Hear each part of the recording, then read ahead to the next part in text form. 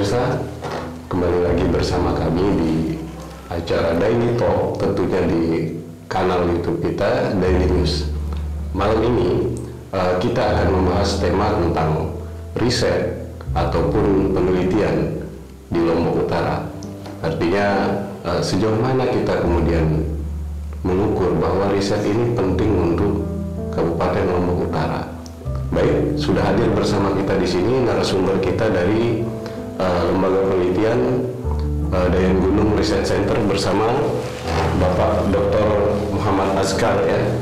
Dari beliau ini adalah Direktur Lembaga Riset Dayan Gunung Research Center ya. Yang setahu kita Dayan Gunung Research Center ini adalah lembaga riset pertama barangkali ya di KLU untuk swasta gitu ya. Sehat Pak Dokter? Alhamdulillah sehat ya. Baik, gimana di kampus Pak Dokter? Masih aktif di kampus? Ya. Aktivitas alhamdulillah lancar. Mantap. Iya. Pak Dokter sekarang sehari-hari selain di lembaga riset Dayan Gunung Research Center, ini apa saja kegiatan sehari-hari Pak Dokter? Sehari-hari ya sebagai akademisi ya mengajar di kampus di UIN Mataram ya. Ya. Jadi bagaimana kemudian sebagai akademisi ya Pak Dr. Azkar ini melihat Lombok Utara dari kaca akademisi begitu? Seperti apa Pak Dokter? Bisa dijelaskan? Lombok Utara ya dari kacamata sebagai seorang akademisi tentunya Lombok Utara ini adalah daerah yang seksi ya, yang potensinya kita sudah maklum ya, secara nasional bahkan secara internasional ya. Potensi Lombok Utara ini baik dari segi sosial, budaya, kemudian dari segi ekonomi juga. Saya kira kita punya satu masyarakat ya, betul. Ya, yang disebut dengan masyarakat adat dulu misalnya, yang itu sudah dikaji oleh banyak akademisi yang melahirkan tesis, disertasi dan sebagainya ya. Dan itu adalah saya kira sampai saat ini pun ya itu masih seksi ya, masih cukup menarik ya untuk dilakukan penelitian terhadap masyarakat adat dulu misalnya. Kemudian dari segi ekonomi ya, kita ini wisata ya, wisata kita ya, bukan hanya nasional tapi juga sudah mendunia ya, dengan 3 gilinya misalnya itu yang sudah sangat populer gitu kan ya. Dan itu ya itu merupakan ikon ya dari wisata Nusa Tenggara Barat ya pada umumnya, dan juga bahkan secara nasional ya, itu sudah diakui oleh Artinya Pak Dokter, Lombok Utara ini dari kacamata akademis gitu sangat berpotensi untuk menjadi sebuah objek penelitian yang seksi begitu ya. Sangat berpotensi. Iya, dan itu kan hasil penelitian sudah banyak seperti yang saya katakan tadi, itu sudah sangat banyak ya, dan masih terus ya harus digali ya,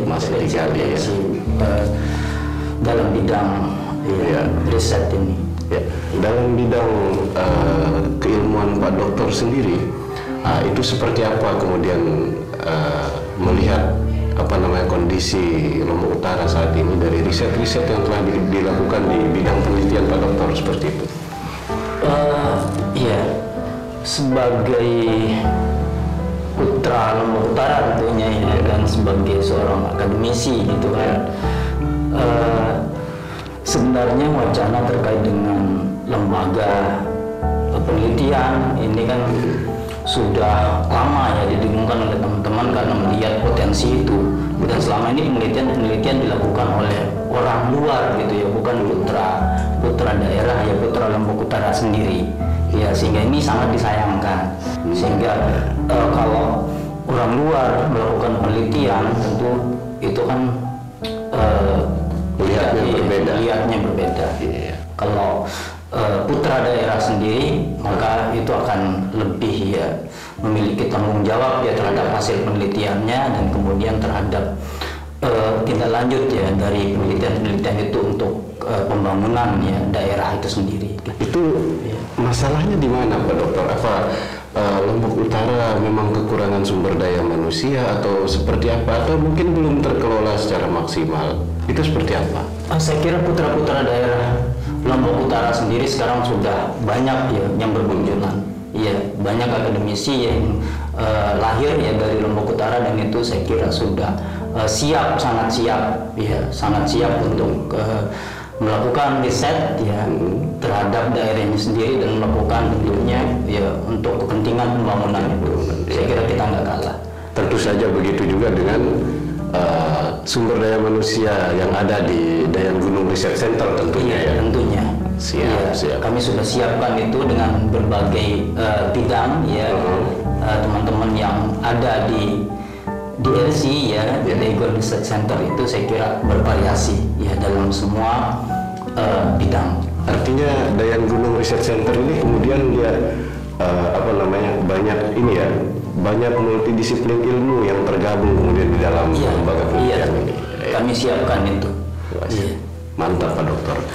Kemudian kita bertanya sekarang ini tentang Dayan Gunung Research Center ini sebagai lembaga penelitian yang baru di Lombok Utara ini. Seperti apa kemudian mengatur strategi atau langkah-langkah untuk menjadikan Lombok Utara ini sebagai objek kajian riset, sehingga riset-riset yang dilakukan di RC itu berdasarkan atau pembangunan yang dilakukan oleh pemerintah daerah Lombok Utara itu bisa berdasarkan riset yang baik. Pertama tentunya ya kita seperti yang dikatakan tadi ya, kita menyiapkan ya sumber daya yang itu adalah putra-putra daerah sendiri tentunya ya. Kemudian kita melakukan kajian-kajian ya terhadap riset-riset terdahulu yang tentunya yang mana yang kemudian bisa dikatakanlah ditindaklanjuti ya, diperbarui kemudian ya, diperbarui. Kemudian persoalan-persoalan yang belum solusinya katakanlah ya, betul ya seperti yang pernah kami sampaikan dulu ketika bertemu dengan teman-teman gitu kan. Misalnya dalam persoalan pendidikan ada banyak ya kasus yang belum terselesaikan. Iya, misalnya itu ya. Itu. Baik. Ini Pak Dokter, Dayan Gunung Research Center ini sepertinya akan menjadi ikon penelitian ini di Lombok Utara gitu.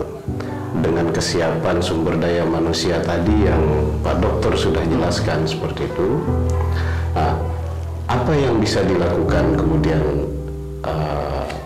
pemerintah misalnya, ataupun DRC ini punya rencana untuk mungkin berkolaborasi dengan pemerintah, mungkin kira-kira seperti apa Pak Dokter?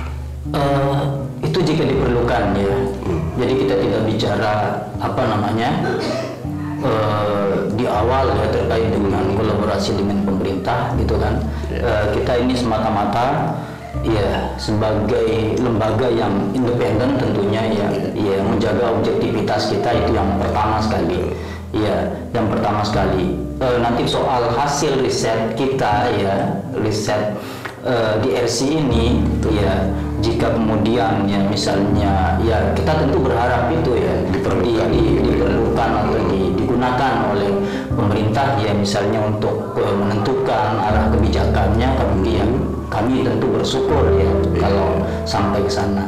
Itu kan. Ya ini semata-mata ya tentunya adalah panggilan yang pertama, itu panggilan sebagai putra daerah ya, baik. Ya, ikut yang menyelesaikan persoalan-persoalan yang ada di Lombok Utara ini. Oke, baik. Kita akan gali lagi terkait dengan seperti apa sih Dayan Gunung Research Center ini, atau yang lebih dikenal dengan DRC, tentu saja setelah pesan-pesan yang berikut ini.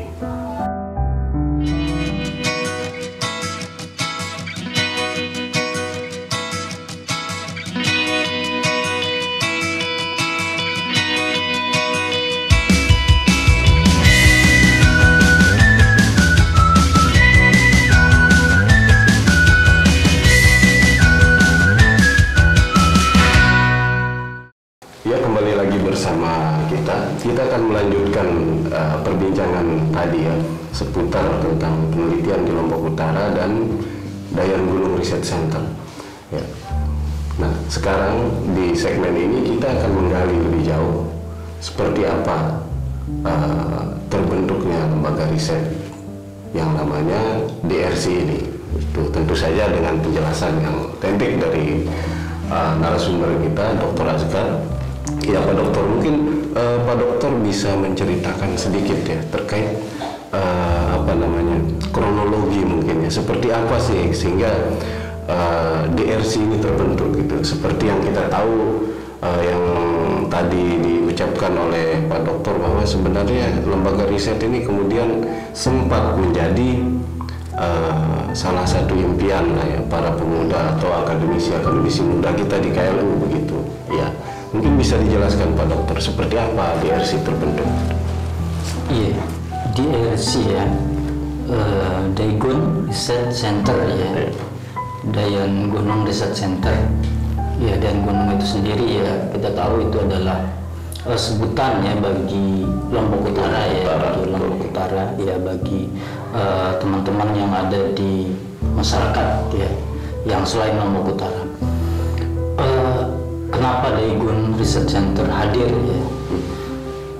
Tadi sempat di awal ya disinggung bahwa saya sendiri ya beberapa tahun yang lalu ya, bahkan beberapa kali ya pernah mendengar wacana ya dari teman-teman akademisi gitu kan, akademisi atau teman-teman yang ada di KLU sendiri ya, KLU sendiri yang ingin membentuk sebuah lembaga tentunya independen ya, independen, sehingga tadi sebagai bentuk tanggung jawab ya, kemudian untuk ya teman-teman tadi ya karena SDM kita yang ada di Lombok Utara itu saya kira sudah mumpuni ya, banyak adik-adik kita ya atau teman-teman kita yang sudah akan menjadi akademisi di luar, kemudian sudah ya bergelar magister, kemudian doktor, itu banyak sekali. Sudah banyak di Lombok Utara ya. Kita sudah katakanlah sudah mumpuni ya, bagi kita tidak memerlukan lembaga-lembaga yang saya kira ya dari seperti yang karena kita mendengar bahwa pemerintah kita kadang-kadang untuk membuat kajian akademik seperti itu ya, ya melibatkan pihak luar gitu, pihak luar ya. Ini sebagai ya kita ingin memberdayakan, kenapa tidak ya, kita punya potensi itu, kenapa kita tidak berdayakan gitu ya, kan? betul. Tidak berdayakan. Artinya ini bentuk sebenarnya gerakan ya dari katakanlah akademisi muda kita di Lombok Utara begitu ya. Iya. Bentuk gerakan ya agar riset-riset yang dibutuhkan barangkali oleh pemerintah daerah itu kemudian bisa dilakukan oleh pemuda-pemuda kita di Lombok Utara. Jadi seperti itu ya. Ya. Kemudian ketika kita bicara tadi kan kita bicara cita-cita ya, banyak yang ingin bercita-cita membangun lembaga riset secara independen dan sebagainya. Lalu kemudian seperti apa lembaga ini DRC ini tiba-tiba muncul begitu loh, menjadi seolah ini menjadi oase lah di padang pasir gitu ya, di tengah keinginan para pemuda untuk membuat lembaga riset, muncullah DRC gitu. Jadi seperti apa itu kronologinya Pak Dokter? Ada beberapa kawan ya, beberapa teman yang kemudian itu katakanlah punya pemikiran ya, dan kemudian pemikiran itu ya kita dipertemukan ya dalam diskusi-diskusi ringan gitu ya. Akhirnya kemudian kita bergerak untuk bangun ya, serius ya, untuk lebih serius ya. Ya, kemudian kita diskusi beberapa kali, lalu kemudian itulah ya dari cikal bakal berdirinya DRC. Lahir dari diskusi ya, akademis sekali. Memang diskusi itu kebiasaan akademis itu kan. Ya, jadi dari cikal bakalnya pun sudah terlihat bahwa ini adalah memang suatu hal yang prosesnya juga luar biasa ya, akademis lah seperti itu begitu. Ya, kemudian Pak Dokter, peran, kita bicarakan peran DRC ini kira-kira akan mengambil bagian seperti apa di dalam katakanlah pembangunan Lombok Utara secara umum seperti itu. DRC ini bergerak di bidang penelitian ya, sesuai ada yang kami susun gitu kan. Di bidang penelitian, kemudian pendidikan dan pemberdayaan masyarakat. Iya. Jadi ada 3 bidang. Ada tiga bidang yang dimiliki DRC. Ya. Artinya itu kemudian bidang-bidang ini tentu saja punya personil ya. Kalau DRC sendiri sekarang ada berapa personil Pak Dokter? Iya, kami punya personil sekitar 15 orang ya, yang sementara 15 orang. Itu dengan disiplin ilmu yang berbeda. Iya. Jadi itu semua nanti itu kan timnya bisa jadi bertambah gitu kan. Sesuai dengan kebutuhan penelitian dan program yang lain begitu ya. Baik. Ya itu hanya pengurus inti yang sementara gitu. Ya untuk sementara Pak Dokter, untuk saat ini apa yang sedang diprogramkan oleh Dayan Gunung Riset Center? Kami sudah menyusun beberapa agenda yang tentunya yang pertama itu adalah melakukan launching, kemudian kami akan langsung bergerak ya, melakukan riset. Ya. Oke Pak Dokter, barangkali Dayan Gunung Riset Center ini kalau mengkaji soal sumber daya manusia terutama ya, seperti apa kemudian melihat pemuda-pemuda kita di Lombok Utara, ya katakanlah bisa jadi mungkin nanti akan berkontribusi di Dayan Gunung Riset Center gitu. Iya, pemuda Lombok Utara ini saya kira punya keunggulan ya, punya keunggulan dan sekarang ya sedang setelah COVID ya, ekonomi kita sudah mulai bergerak maju gitu kan. Cuman persoalannya sekarang ini yang saya melihat ya bahwa kita ini agak sedikit kita punya potensi lahan di pertanian perkebunan gitu kan yang cukup luas gitu ya, betul. Yang cukup luas, cengkeh kita misalnya, kemudian kakao, kemudian ada durian ya kan, itu punya potensi yang sangat besar ya, yang sangat besar. Cuman persoalannya pemuda-pemuda kita ini ya sekarang sudah mulai bergeser ya, meninggalkan itu ya, tidak bangga lagi dengan itu. Saya kira ini juga persoalan yang di mana-mana itu persoalannya. Nah, kenapa kita tidak melakukan misalnya kajian-kajian terhadap ini ya, misalnya dalam hal perkebunan, pertanian, sehingga anak-anak muda kita ya, putra-putra daerah kita ini tidak lagi hanya mengejar misalnya ya pariwisata gitu kan, lalu kemudian meninggalkan lahan-lahan ini gitu ya.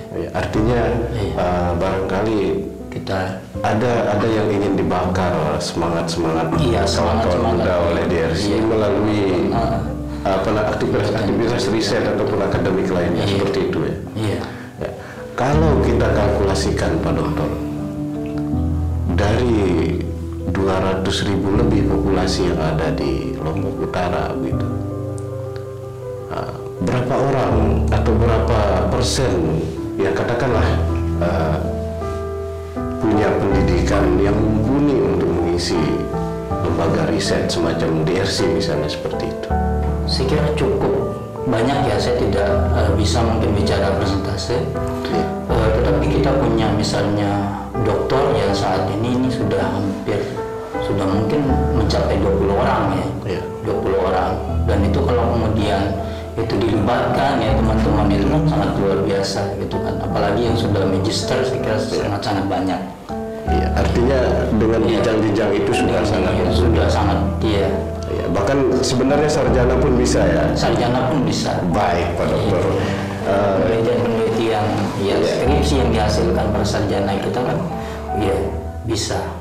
Kita akan lanjut lagi di segmen terakhir nanti Pak Dokter. dengan pembahasan masih seputar DRC dan Lombok Utara atau kebutuhan Lombok Utara terhadap riset, tapi kita jeda dulu Pak Dokter.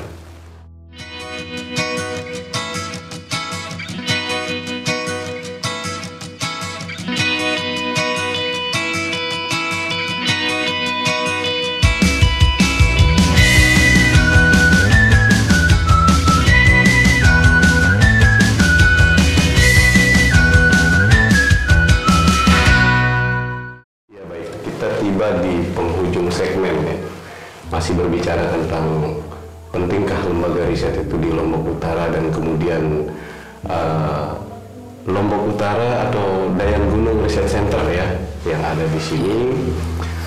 Ya baik, sekarang di segmen terakhir ini kita akan bicara seperti apa sebenarnya harapan kita semua ke depan, terutama dari Dayan Gunung Research Center gitu, terhadap kondisi di Lombok Utara, terutama yang terkait dengan kebijakan-kebijakan seperti itu, kebijakan pembangunan dan sebagainya. Mungkin seperti itu Pak Dokter. Baik ya, kami berharap tentunya dari DRC ini ya kami memanggil teman-teman para pemuda ya, putra daerah Lombok Utara ya, untuk ikut terlibat ya dalam pembangunan Lombok Utara ya, dengan memberikan solusi-solusi ya terhadap segala persoalan yang ada di Lombok Utara. Ya caranya adalah dengan kita sama-sama melakukan riset ya, pemberdayaan dan sebagainya, mendukung ya apa yang dilakukan oleh pemerintah ya, program pemerintah. Itu ya, jadi kami memanggil ya teman-teman yang punya potensi untuk ikut terlibat dalam penelitian ya, dalam pemberdayaan, dalam pendidikan ya. Kalau bukan kita ya siapa lagi kira-kira gitu ya. Kemudian tentunya kepada DRC ya. DRC ya. Ya, internal DRC sendiri itu nanti kedepannya berharap mereka akan seperti apa di daerah kita ini, seperti itu. DRC akan berbuat apa ke depan gitu?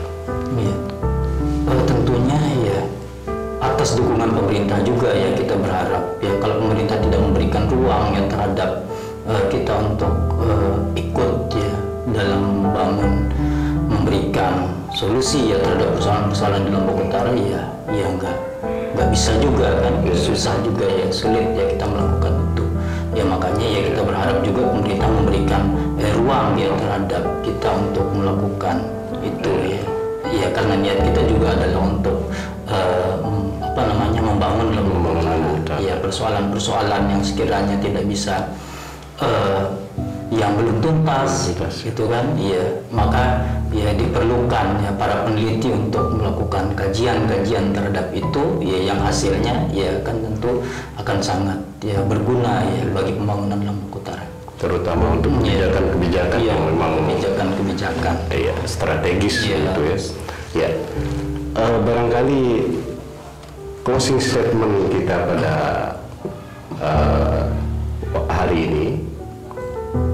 Jadi pemuda Lombok Utara itu punya tanggung jawab, kemudian untuk memajukan Lombok Utara entah dari segi apapun, terlebih dari pemuda-pemuda Lombok Utara yang berpendidikan tentunya, yang memiliki kapasitas, yang memiliki kompetensi untuk melakukan riset, juga memiliki tanggung jawab yang sama untuk pembangunan atau kemajuan pembangunan Lombok Utara ke depan. Baik, kita akhiri sesi ini, jadi kita bertemu lagi di episode selanjutnya dengan tema-tema yang lain juga, tema-tema yang tentunya tidak akan kalah menarik dari ini. Stay di channel kami, di program Daily Talk dari Daily News. Kita akan berjumpa lagi di season selanjutnya. Terima kasih Pak Dokter.